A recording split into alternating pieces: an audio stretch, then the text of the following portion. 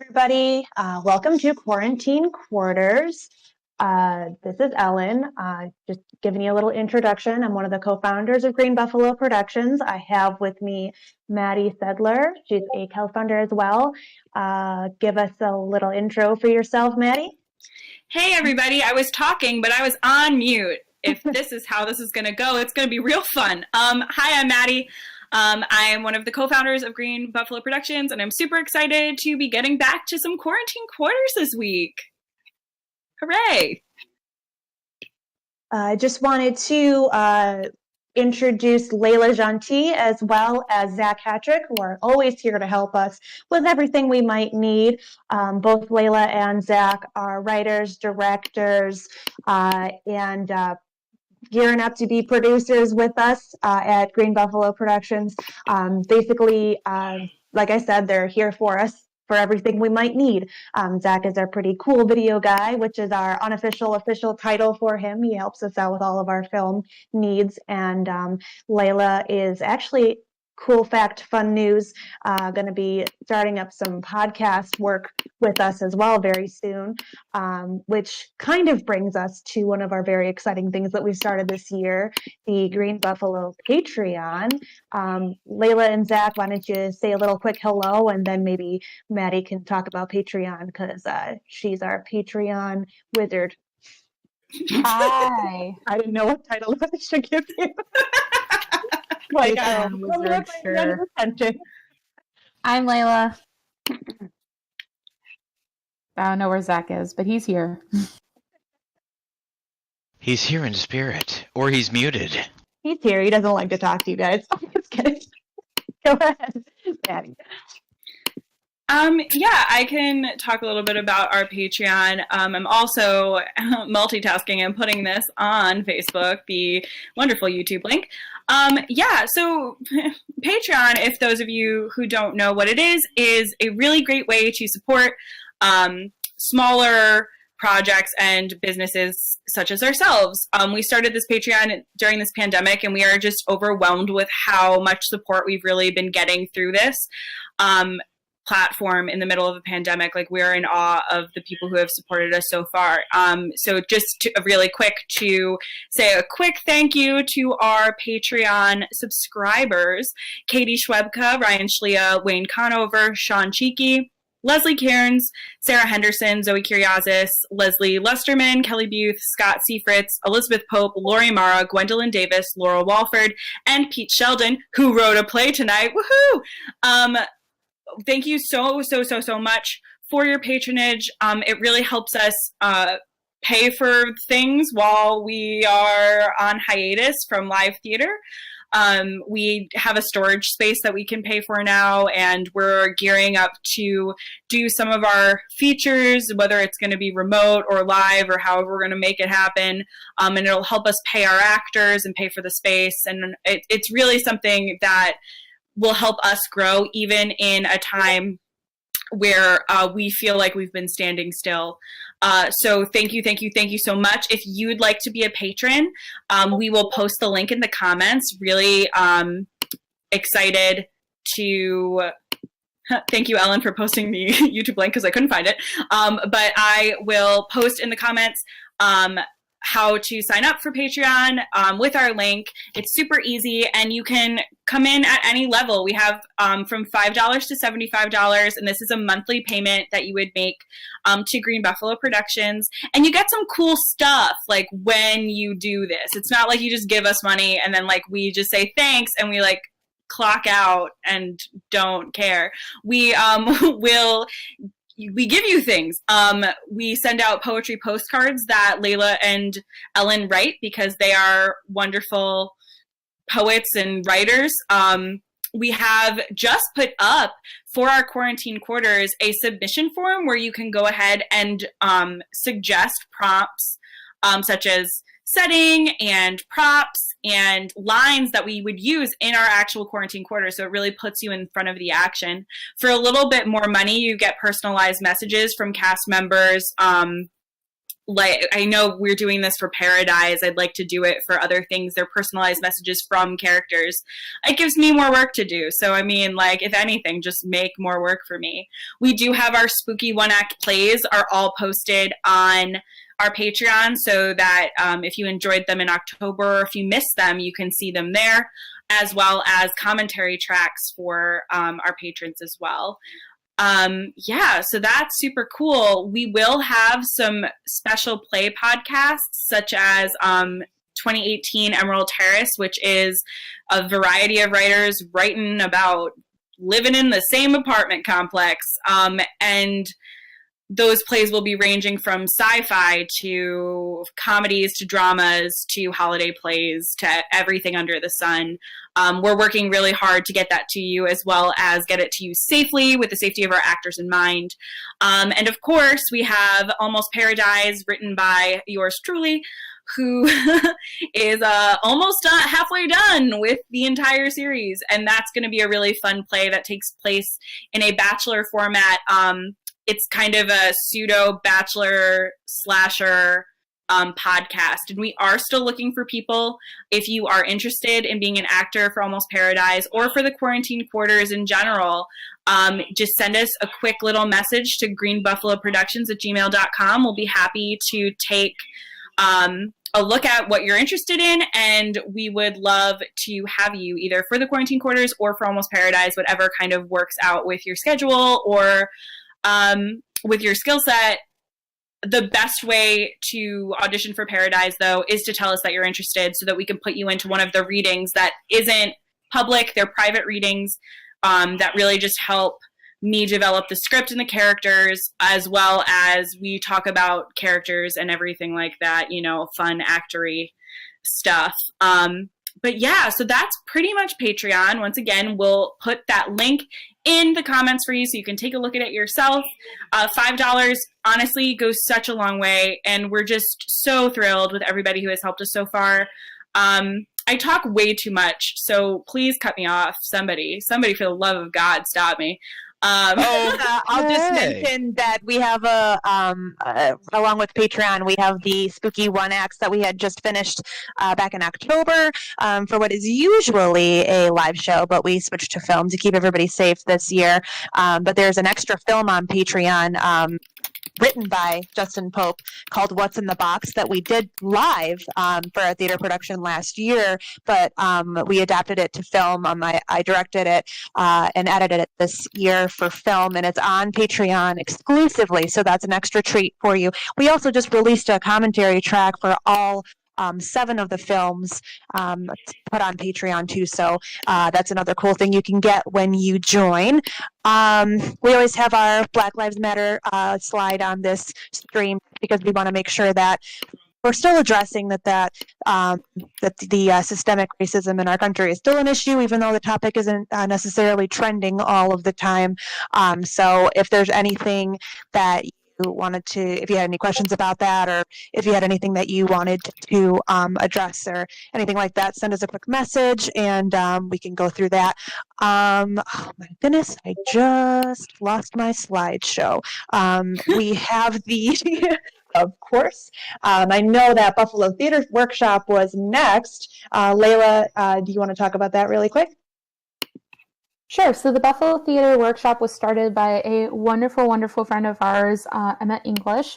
And the idea behind Buffalo Theater Workshop was to create a space for writers, both playwrights and screenwriters, to come together and get their works read so that they could be improved.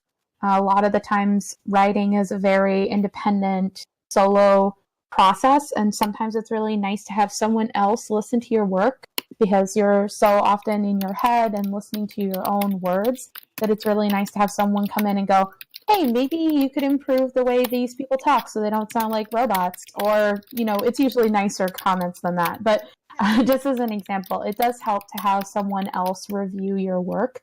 And that's what the Buffalo Theater Workshop is about. It's about creating a space for people to gather to help each other and to make better work. Back in November, we had a very exciting read that was done with Jeff Dunn, who's actually one of the playwrights for tonight. He did a play called Mortal of Grace, It was really interesting to listen to. So we are very excited for our next one, which is being picked at the moment. And then once that reading's happening, we will be posting it all over social media so that you can come and join us for our Buffalo Theater Workshop monthly readings. And with that all wrapped up, I'm going to get us started into the quarantine quarters. Very excited to announce, if you did not see it on Facebook, our 3 plays that we picked are Miscalculation by Bara Swain, Think a Teacher by Pete Sheldon, and The Letter by Jeff Dunn. And our first play, Miscalculation, I will give it over to Maddy. Yeah, so Miscalculation by Bara Swain. We're doing this new thing where it's once a week. We'll send out the prompts as normal, and then we will keep that going for about 3 weeks until we give it a reading. So I just wanted to go over really quick what the prompts were, because they're different for each play this week.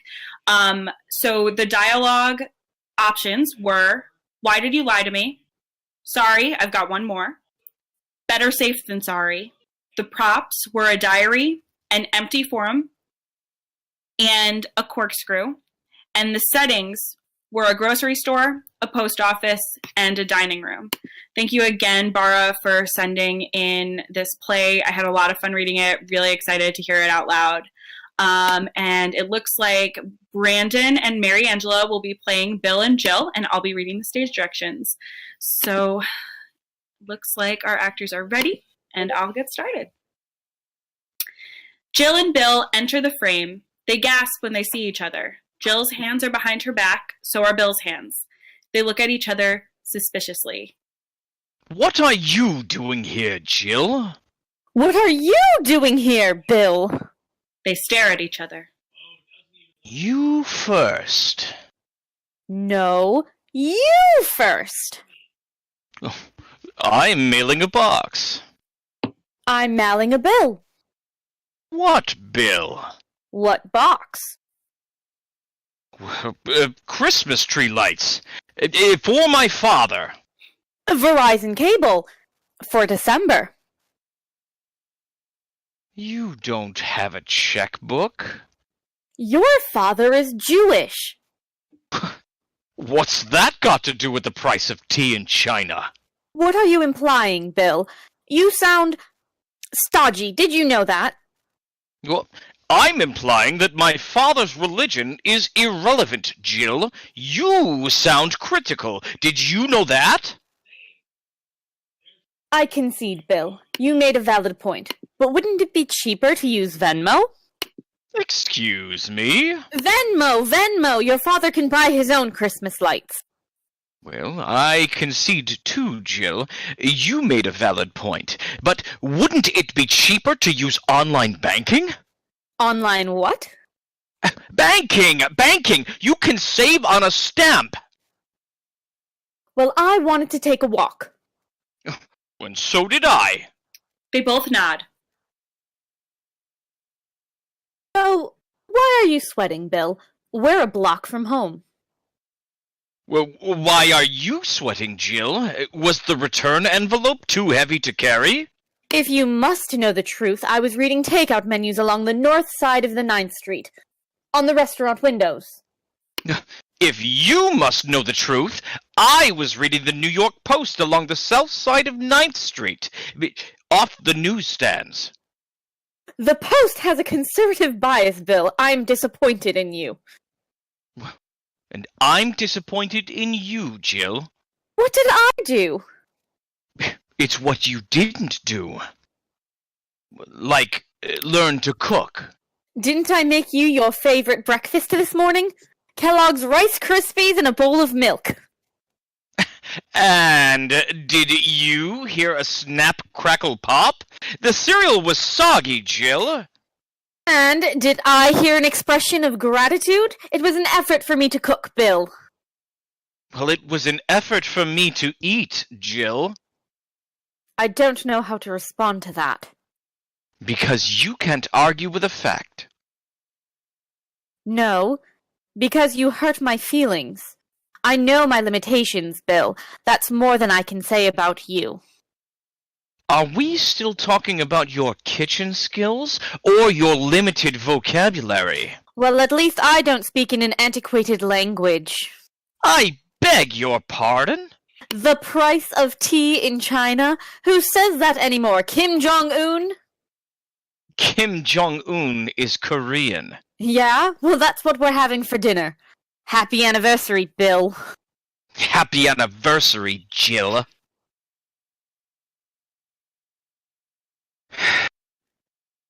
I didn't mean to upset you. I know. It's been a rough year. You can say that again. It's been a rough year. Well, they say the first year of marriage is the hardest. Challenging, yes. Anticlimactic. Post-wedding, yes. Combined finances. Student loan debt. Rising cost of living. Not enough space.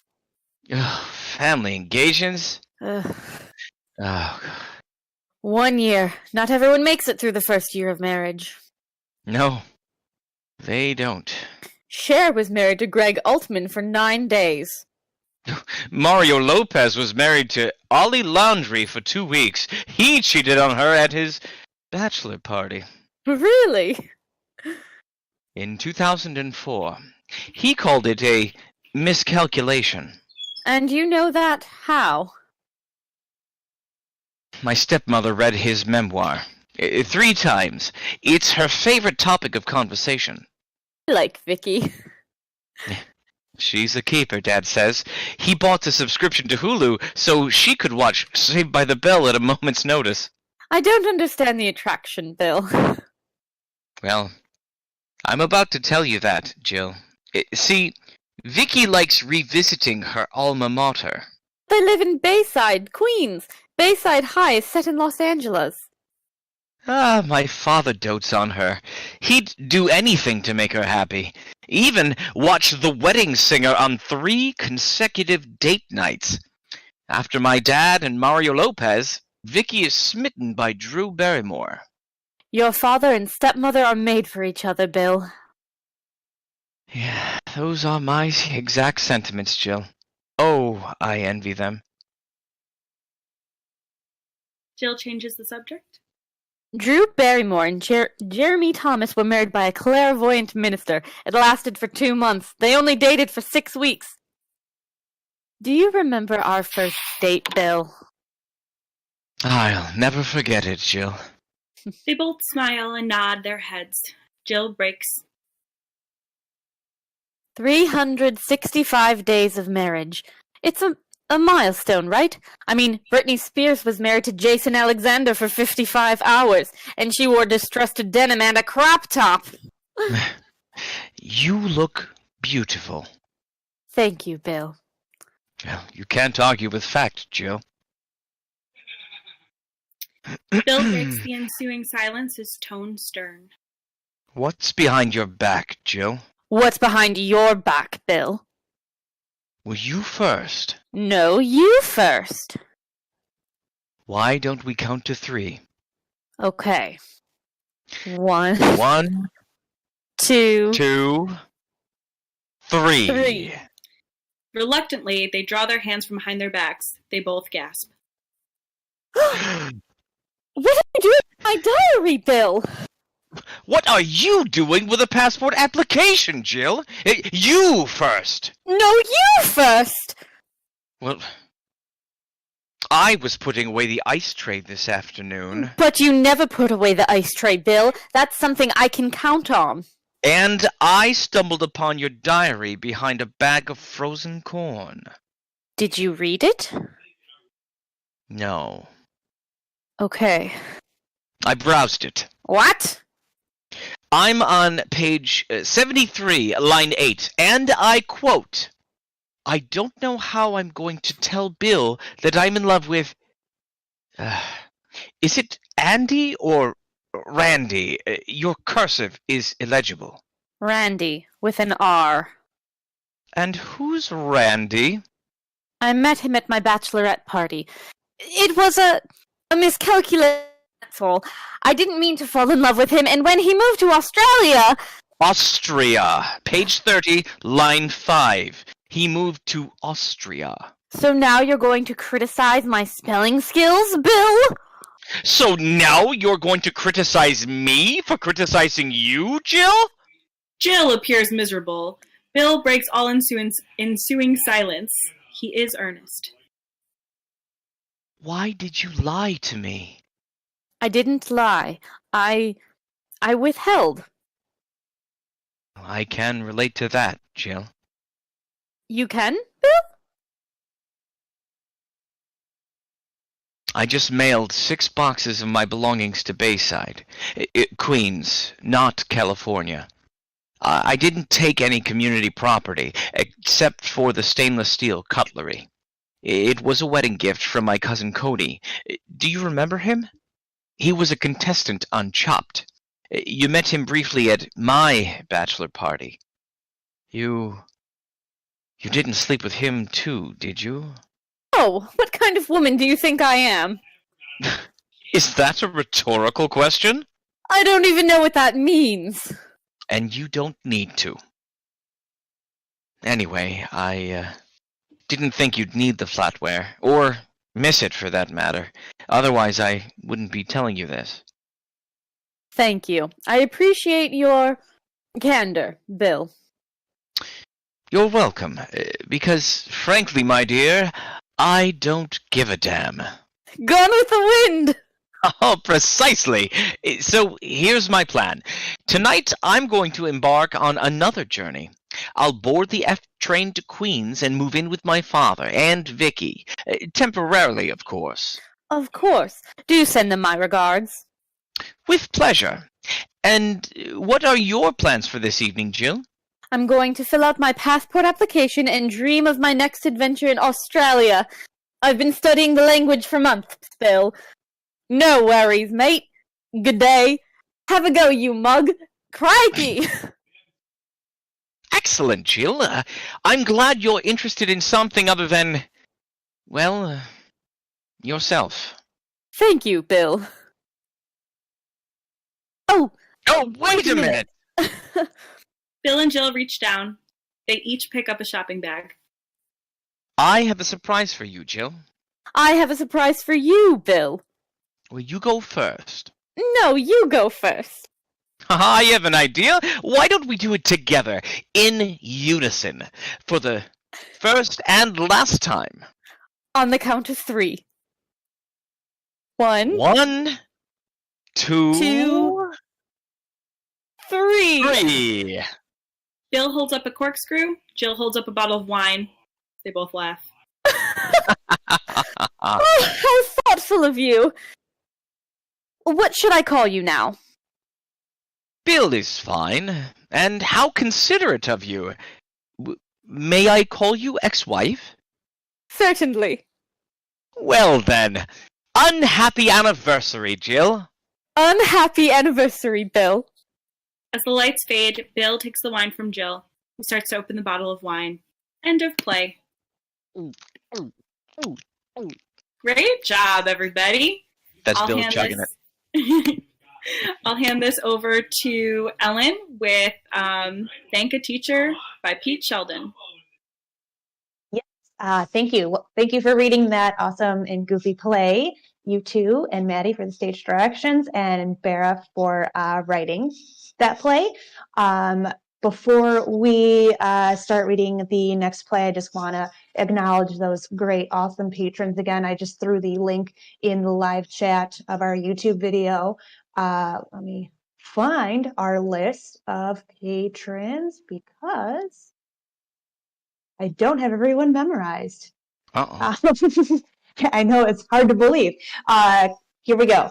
Katie Schwebka, Ryan Schlia, Sean Lewis, Wayne Conover, Leslie Cairns, Sarah Henderson, Zoe Kiriazis, Leslie Lusterman, Kelly Butte, Scott Seifritz, Elizabeth Pope, Lori Mara, Gwen Davis, Laurel Wofford, Derry Howell, and Pete Sheldon, who wrote the next play, Thank a Teacher. So we have a couple readers for this. Roscoe will be played by Kyle William Phillips.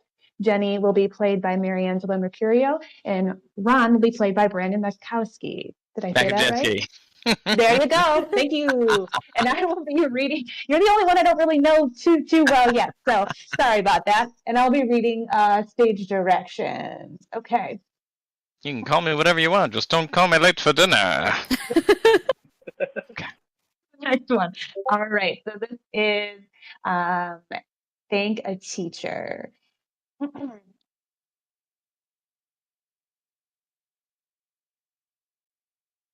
Roscoe enters with a grocery bag and a 6-pack of beer under one arm and a rucksack on his back. He's entering the teacher's lounge, by the way. He settles on the couch. He pulls out a humble turkey sandwich and places it on the table with a laptop from his sack. While the laptop loads, he pops a beer bottle with his teeth and spits out the cap. He types on the laptop. Sounds of a football game come up. He's about to settle deeply into the couch when Ron and Jenny burst through the door and immediately begin bickering with each other. But I made bread! That's not the point, Ron. The point is oven space for the potatoes! Oh, hi, Roscoe. Yo! Don't change the subject, Ron. Well, I thought Cousin Kelly was making the potatoes. Kelly can't get near the oven without setting it on fire. Whoa! And the name cards. Oh, here we go. It's important, Ron. Jenny! You were going to let your anarchist nephew sit next to my gun-toting, Bible-thumping aunt. Now what are they going to talk about that won't end up in a sword fight with spatulas? But I made bread! Is that all you can say? Jenny! Whoa, whoa, whoa, whoa, whoa, whoa, whoa! Children, you know what day it is? Don't remind me. Thanksgiving! Right. Where we celebrate the settlers and Native Americans putting aside their differences and sitting down and having a nice meal together. Right? Right? Right. Right. Well, as a history teacher, I know that's mostly bullshit. And I'm going to do what the Native Americans should have done. Shoves both Jenny and Ron out the door and locks it. He heaves a sigh of relief. I made bread. He sits back on the couch. Name cards and potatoes, blah, blah, blah. He's about to settle back in when Jenny and Ron emerge through a tiny door in the back wall. And then action will come up and Uncle Jeffrey will hit someone with a pie and there goes dessert! Well, the crust is so hard that... Ron! I'm joking. Whoa, whoa, whoa. Again, whoa. How do you know about the secret compartment? Oh, I heard the janitor showed us. Yeah. Opens the door. Damn it, Herb. I shared my weed with you. You too? Ron! Joking! Also, pretty sure Herb's with his family, which is where we should be. An excellent point. Ugh, God damn it. Jenny slumps on the couch, knocking over Roscoe's sandwich. Oops! 5-second rule. Actually, my students have this project where they put a piece of bread under a microscope. The number of bacteria... Don't ruin my prepackaged grocery deli steroid-infused cured meat experience, bro. Oh! Jenny runs to the mini fridge and pulls out a tin of cake frosting and a plastic spoon and sits back on the couch and digs in. Right to frosting already. That's not a good sign. Jenny takes out some ibuprofen from her pocket, crushes it up, and sprinkles it onto the frosting. And she's gone. Ron slumps on the couch. Roscoe is sitting between them. This is awkward. Why are you guys in the teacher's lounge? We always come here when we fight. Neutral territory. So that's why they soundproofed it. Well, it used to be the band room. Before they cut the budget to make funds for the real subjects. That wasn't my fault, Jenny. Whoa, okay. Ron snaps his fingers. Ron and Jenny freeze. He paces a bit. It has come to my attention that this situation calls for immediate, swift, and concrete intervention. In order not to interrupt my process of getting drunk and watching the Vikings, 3, 2, 1, skull! Roscoe snaps his fingers. Jenny and Ron begin moving again. Ron, get out. What? I'm employing emergency therapy. Don't worry, I actually trained to be a guidance counselor. Really? No, but fuck it. Good idea, Ron. What? Just for a little bit, get out in the hallway, clear your head. Well, what am I supposed to do out there? Shoves a beer into Ron's hand. Oh, why, thank you. 8.9%? Roscoe shoves Ron out the door and closes it. He sits next to Jenny. Beat. Frosting and ibuprofen, huh? Always keeps them on hand for emergencies. Faculty workshop. Fire drills. Principal Jones when he quits smoking. Oof. Jenny crosses herself holding the spoon. Beat. I bought these new shoes. Honestly, I think it was just to impress Ron's mother. Again, and Jenny frees it. Next is a therapeutic technique known as shutting the fuck up and letting the person vent. Onward. Roscoe snaps his fingers. Jenny unfreezes. It's just, he doesn't seem to care. I put in all the work on the cooking, inviting, making sure the holidays don't turn into the Great War of the Turkey. I got his nephew Dan with a mohawk who wants to turn America into Mad Max, whereas I have Aunt Connie who believes the Democratic Party is run by Satanists. What am I supposed to do? She crushes up another ibuprofen into the frosting. Well, maybe just letting things go is Ron's way of dealing with it. Everyone deals with conflict in their own way. Hey, Roscoe, why aren't you with your family? That's why. All the family drama. I make my rounds to various relatives between the holidays. But beer tastes better in contemplation than desperation. Crash from off stage. Oh, Herb really cleaning these floors good. Can I get another beer? Roscoe turns to Jenny. I'm driving. Third and goal. He sees the tight end open. He throws the beer out the door. Touchdown! Is he doing a touchdown dance? Yep. Of course he is. Fucking goofball. You know, we just got to ancient China in my class. You know, Taoism. I know the name. Just went over it before break. There's a principle that Taoists have called Wu Wei. In a boiled down Western translation, it means action of non-action, moving with the flow of the universe rather than trying to control or manipulate it. You and Herb have been smoking too much weed. Maybe, but I often wonder how unfucked the world would be if we followed that more.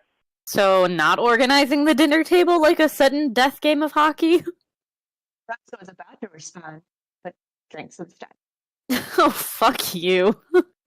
Another crash. Oh my god, Ron? Oh, got sacked by a line breaker. Backer. No, breaker. Might need some help getting him in. Roscoe and Jenny exit and re-enter, bringing Ron back. How'd I do, Coach? Mind stepping out into the hall? Okay, but I'm taking my frosting. Touchdown! After 2 beers? I haven't eaten all day. Saving for turkey. Eat the sandwich, Ron. And snaps his fingers. Ron freezes. Other patients respond better to medication. Roscoe snaps his fingers and sits down to Ron. How are you feeling? Scotch and soda, mud in your eye. Please stop. You should see our table. All these place cards with everyone's names. And she's broken our house into zones. Zone red, zone yellow, zone cranberry. Dining room? Oh, you betcha. She made a code list with hand signals and everything. Watch. the complicated hand signal. What's that mean? Aunt Connie's packing. Oh, wait, no, that's cut off Uncle Jeffrey. No. Storm Zone Cranberry. I made bread. You know, I can't cook, but I made bread. Good bread, too. All rising and fluffy and doughy. And she's scrambling name cards around like a DJ on Four Loko. You know she's just trying to help. But I'm sure it's amazing bread, but she's just trying to give everyone a good holiday, especially you two. I mean, do you want to clean up the wreckage from the siege of mashed potatoes? Ron shudders. So hey, why not help her out a little? Consider it just trying to maintain a state of Thanksgiving homeostasis. Okay, lame, I know. When was the last time you took a science class? Greenville Community College. Geology. Rocks for jocks. Nice! When we first moved in together, she organized both our record collections in under an hour. Never lets me forget my glasses. Exactly. She's doing what she does best. Maybe she should run ROTC. She probably could. And opens the door. Hey, Jenny. A football flies in which Ron catches. Jenny bursts in and tackles Ron. Oh, Jesus! Motherfucker! Where'd you get a football? Trophy case. What? It was open. All right, team huddle. Team huddle. Jenny and Ron gather around Roscoe. All right, team. Jenny, you're going to drive Ron home. Ron, you're going to try not to slip on Herb's over-waxed floor. Roscoe is going to drink on the couch. On 3. 1, 2, 3. Break. Break? And rush toward the door. Roscoe immediately plops himself on the couch and resumes the game. Jenny and Ron stop at the doorway. Hey, Jenny? What? Ron makes a bunch of hand signals. Throw the turkey out the window? No. Well, I mean, look at him. We'd have to switch Kelly with Jeffrey, and that means Connie. Or he could just sit wherever he wants. No. We gotta protect Zone Cranberry at all costs. You did read the PDF. I know you're trying, so I'm trying to be fair. My hand signals need work, though. Don't worry about him. Hey, Roscoe. Mm-hmm. You want to come spend Thanksgiving with us? I mean this with all respect. Fuck no. Get out of here, you crazy kids. Suit yourself. Enjoy your Huawei. Woo way. Hey, one for the road?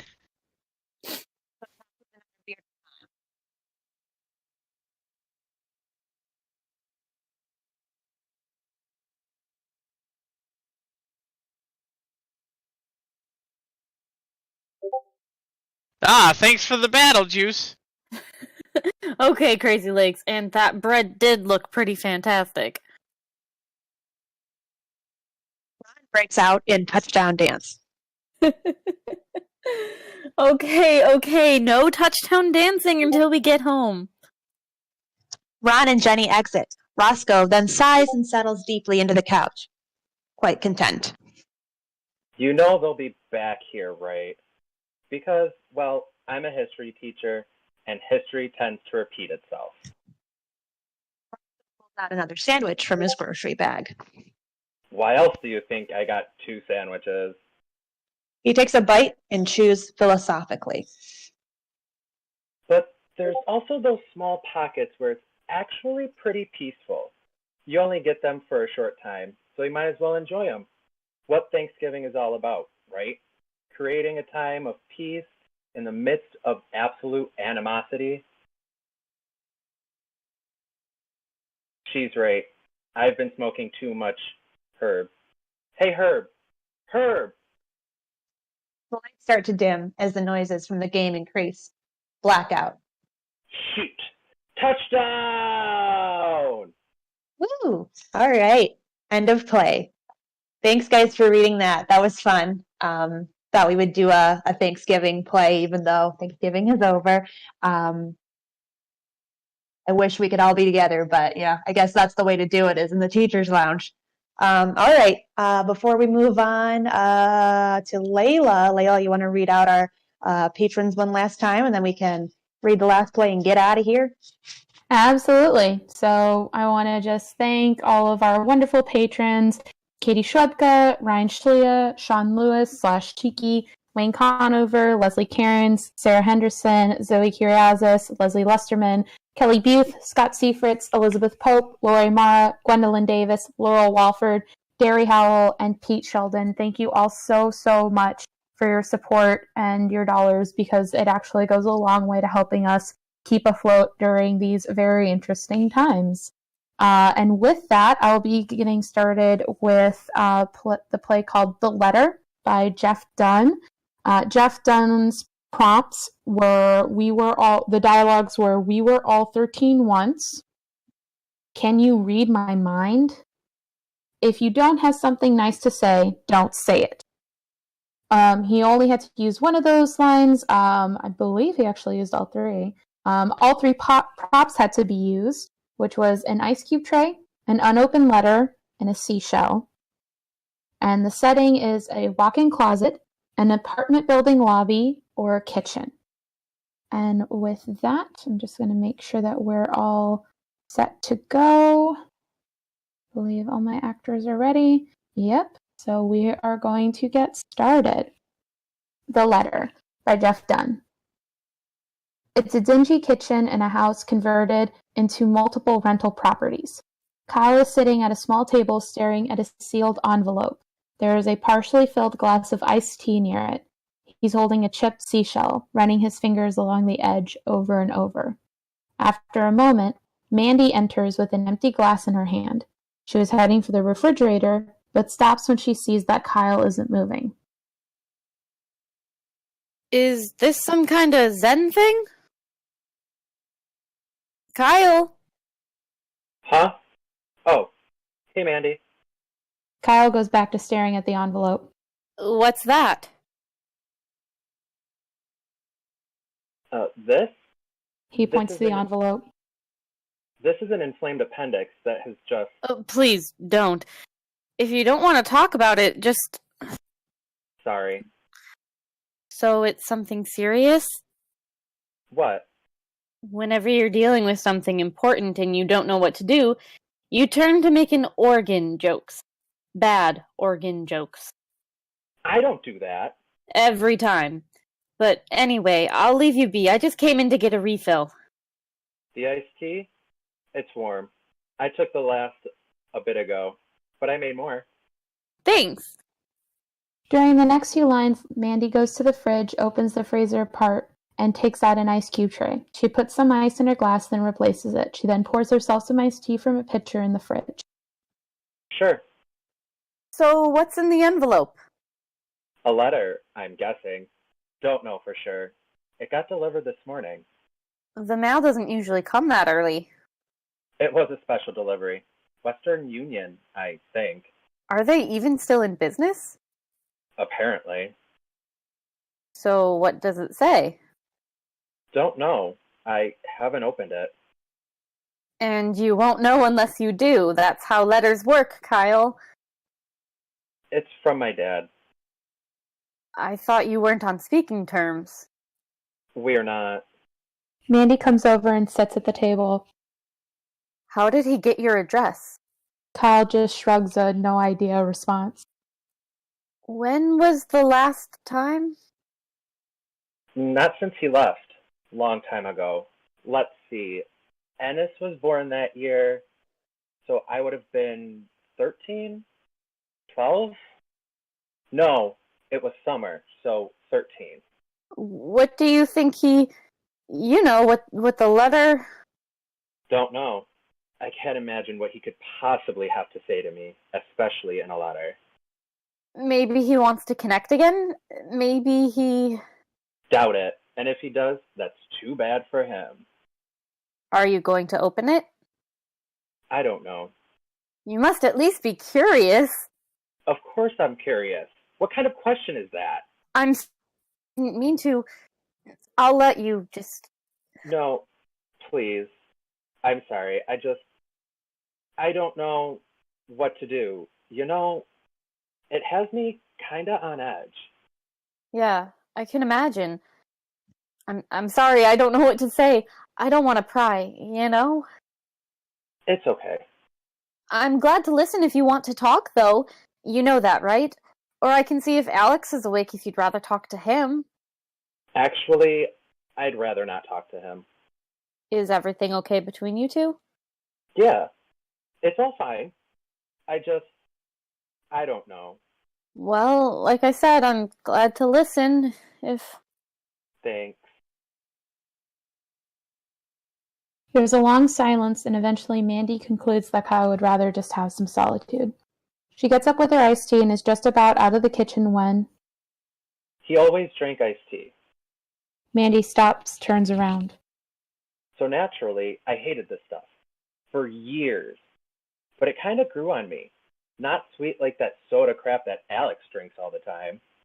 Mandy walks back to the table and sits down. I like this peach blend we got. Just that little hint of sweet, you know? But without actually...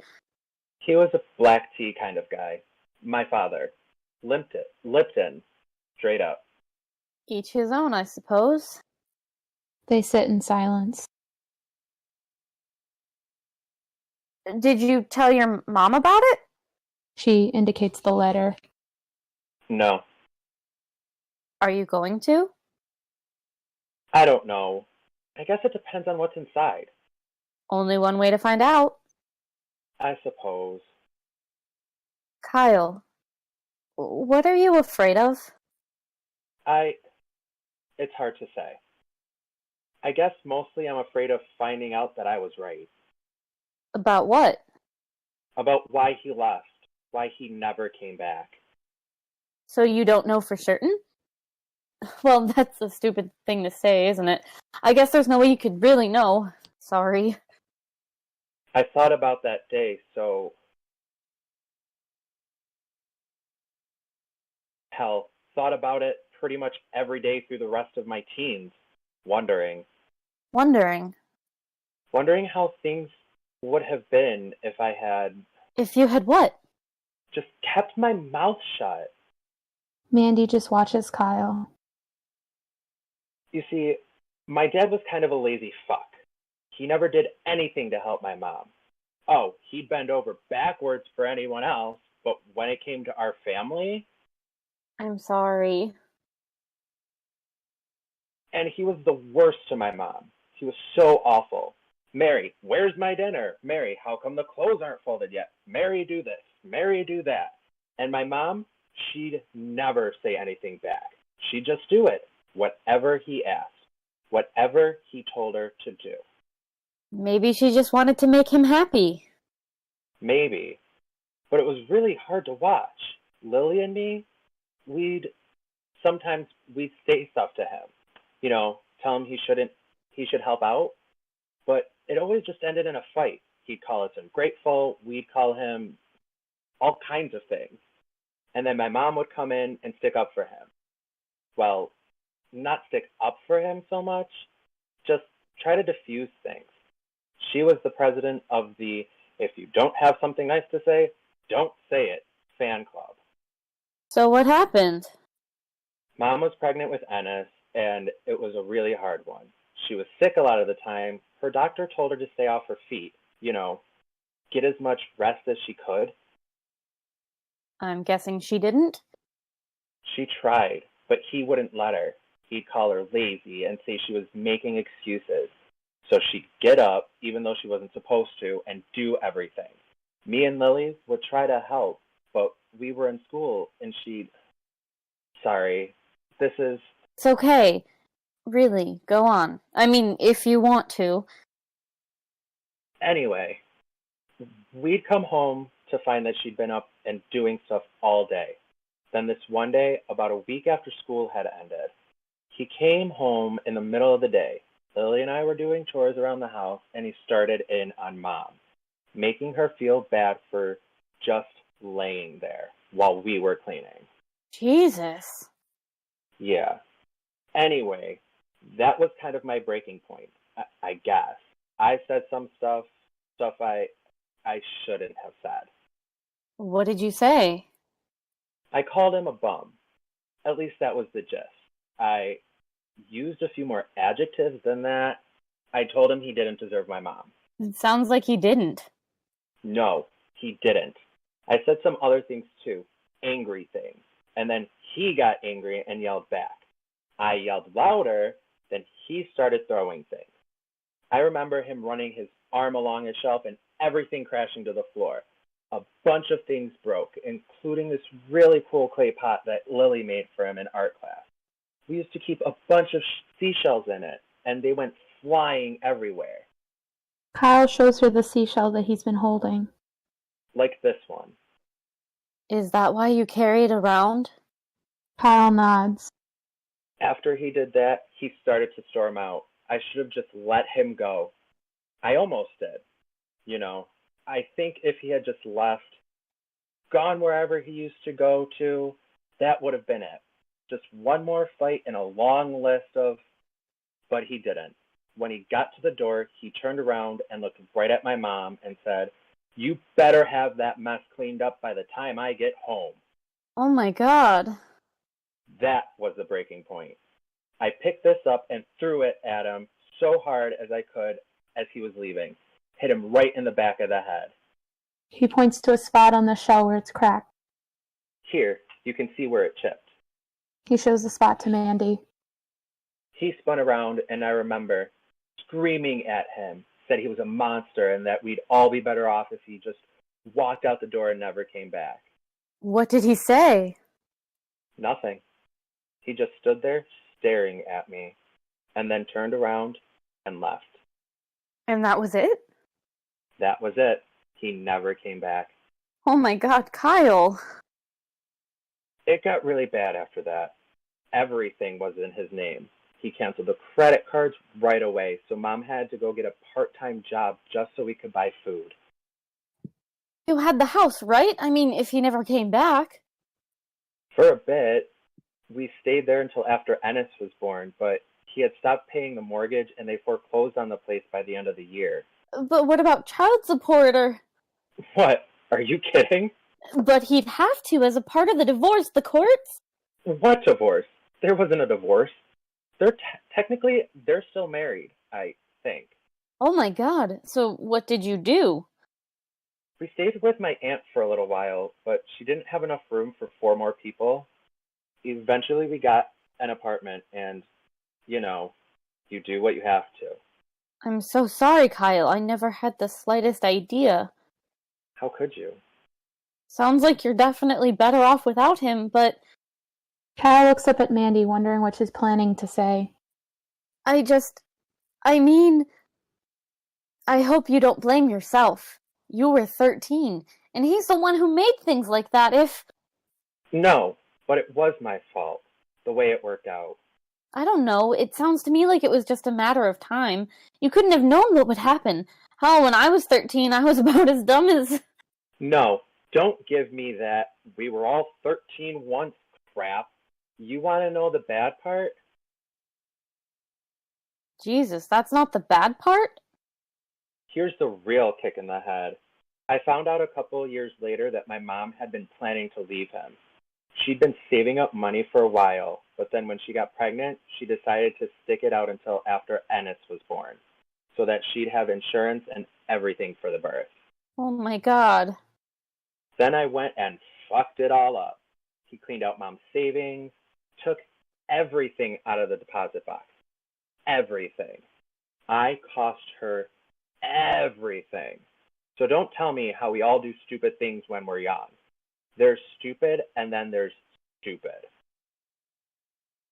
You couldn't have known. Kyle just looks at her. I'm so sorry. Kyle flips the shell into the air and catches it. Yeah. Kyle waves her to silence and stands up and puts the shell into his pocket. So, what are you going to do with that? She motions to the letter. I don't know. I feel like I should open it, but I just can't imagine anything he'd say that I want to hear. But if I just throw it away, then I think, what if the fucker somehow grew a conscience? Maybe he sent a check and I could give it to my mom. I mean, I don't really care about anything that he'd say to me, but if there was a chance for something good to come out of it for her, you know? You could open it and see if it had a check, but not read it. But maybe he left something in a will, or I don't know. I just don't think that if I open it, I'm going to end up reading it. Unless... They look at each other for a silent moment, then Kyle reaches down and picks up the envelope. He hands it to Mandy, who steels herself, then opens it. She takes out a letter, reads it.